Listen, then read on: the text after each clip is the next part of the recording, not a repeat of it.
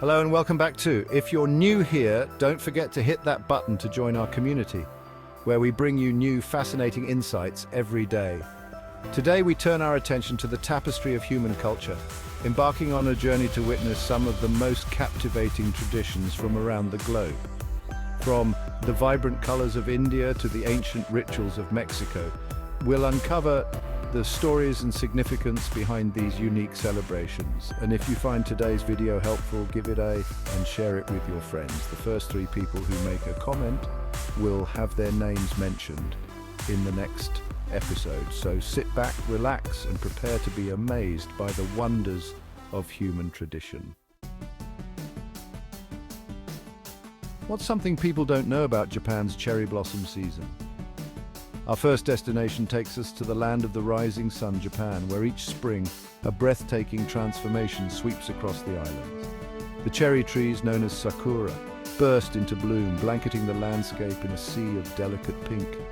This natural spectacle heralds the arrival of Hanami, a centuries-old tradition that celebrates the ephemeral beauty of the cherry blossoms. For the Japanese, Hanami is more than just admiring flowers. It's a time for reflection, contemplation, and appreciating the fleeting nature of life itself. The blossoms, with their short but glorious lifespan, serve as a poignant reminder of the preciousness of each moment. During Hanami, families and friends gather beneath the blooming trees, spreading out blue tarps for picnics and enjoying the festive atmosphere. The air is filled with laughter, music, and the gentle breeze carrying the sweet scent of sakura. Traditional Japanese sweets like mochi and dango are shared, and sake, a rice wine, flows freely. As the sun begins to set, casting long shadows across the parks and gardens, the celebrations continue. Paper lanterns, known as chochin, are lit, creating a magical ambiance as darkness descends. The illuminated blossoms take on an ethereal glow, enchanting all who behold them. Hanami is a time-honored tradition that has been passed down through generations, connecting the Japanese people to their history, nature, and each other. It's a celebration of life, beauty, and the ephemeral moments that make up our existence. Our journey now takes us to India, a land of vibrant colors, rich traditions, and boundless energy. Here we experience Holi, also known as the Festival of Colors or the Festival of Love. This ancient Hindu celebration marks the arrival of spring, the triumph of good over evil, and the fostering of unity and forgiveness. As the sun rises on the day of Holi, streets and villages across India erupt in a kaleidoscope of color. People of all ages take to the streets, armed with handfuls of brightly colored powders and water guns filled with colored water. The air fills with laughter, music, and the joyous cries of Happy Holi as strangers become friends, united in this vibrant celebration. Red, yellow, blue, green, pink, every color imaginable paints the scene as people chase each other through the streets, showering each other with vibrant hues. The powders, traditionally made from natural ingredients like turmeric, neem, and flowers, hold symbolic meaning representing love, fertility, and new beginnings. Holi is a time to let go of inhibitions, forget worries, and embrace the joy of the present moment.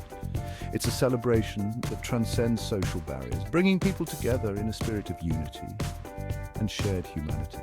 The throwing of colors is not just about fun and revelry.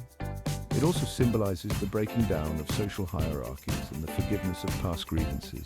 On this day, everyone is equal, united in the spirit of Holi.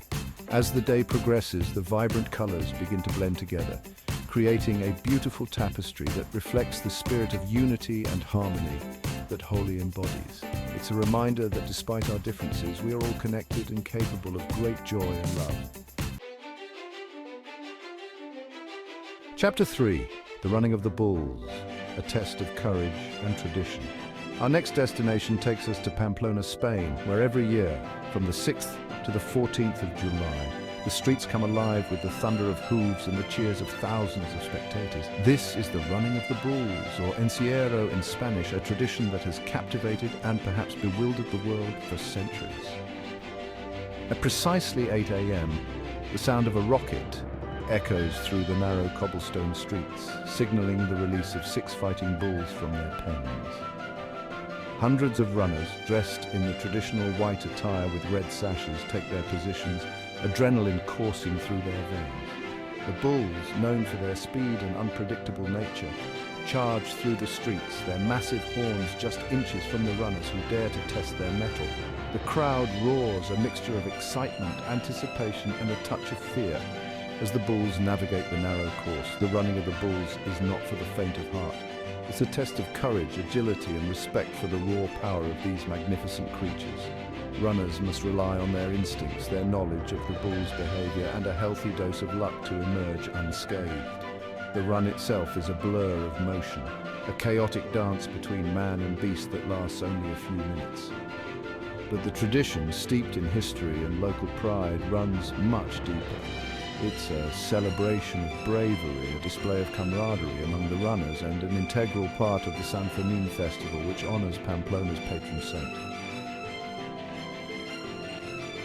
Chapter 4, Day of the Dead, a celebration of life and remembrance.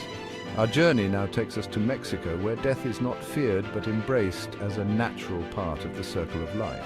Here we encounter the Day of the Dead, or Dia de Muertos, a vibrant and deeply moving celebration that honors deceased loved ones. From October 31st to November 2nd, Mexico transforms into a land of color, music, and remembrance. Families gather to create elaborate altars or ofrendas in their homes, adorned with offerings for the returning spirits. The ofrendas are a feast for the senses, laden with vibrant marigolds, flickering candles, sugar skulls bearing the names of the departed, and the deceased's favorite foods and drinks. The scent of incense fills the air, creating an ethereal atmosphere, as families welcome the spirits back into their homes. The Day of the Dead is not a somber occasion, but a joyous reunion. Families share stories and memories of their loved ones, celebrating their lives and the indelible mark they left on the world. Music fills the air, cemeteries come alive with picnics and celebrations, and the streets are filled with people dressed as skeletons, known as calaveras. One of the most iconic symbols of the Day of the Dead is La Calavera Catrina, a female skeleton dressed in elegant attire. Created by Mexican printmaker José Guadalupe Posada in the early 20th century, La Catrina has become a symbol of the celebration, representing death as a playful and ever-present part of life. The Day of the Dead is a testament to the enduring power of love and memory. It's a reminder that while our physical bodies may perish, our spirits live on in the hearts of those we leave behind. Chapter 5, Loy Krathong, a river of light and hope. Our final destination takes us to Thailand, the land of smiles, where we witness the enchanting festival of Loy Krathong. This celebration of light, hope, and gratitude takes place on the full moon of the 12th lunar month, usually in November. As darkness descends, the rivers and canals of Thailand come alive with thousands of flickering lights. Krathongs, small floating vessels traditionally made from banana leaves, are released onto the water carrying prayers, offerings, and a single flickering candle. The sight is truly magical. The water shimmers with the reflected light of countless krathongs, creating a river of stars that stretches as far as the eye can see. The air is filled with the gentle sounds of water lapping against the krathongs and the soft murmurs of prayers. Loy Krathong is a time for reflection, for letting go of negativity and bad luck, and for expressing gratitude for the blessings in our lives. As people release their krathongs, they also release any anger, resentment, or misfortune, allowing the water to carry them away. The festival is believed to have originated in the ancient Sukhothai kingdom, where it was a way to pay respects to the goddess of water, Frey Mai Kongka. Today, Loy Krathong is celebrated throughout Thailand, with each region adding its own unique traditions and interpretations. Loy Krathong is a beautiful and moving celebration that captures the essence of Thai culture. It's a time for reflection, gratitude, and hope as people come together to release their worries and embrace the beauty of the present moment. Thank you for joining us on this incredible journey to experience some of the most fascinating cultural traditions from around the world, from the delicate beauty of Hanami to the vibrant energy of Holi, from the thrilling spectacle of the running of the bulls to the poignant traditions of the Day of the Dead and the enchanting lights of Loy Krathong. We've witnessed the incredible diversity and richness of human culture. Don't forget to like, subscribe, and comment below to share your thoughts on these amazing traditions. And remember, the first 3 commenters will get a special shout-out in our next episode. Stay tuned for more incredible journeys as we continue to explore the wonders of our planet and the people who call it home.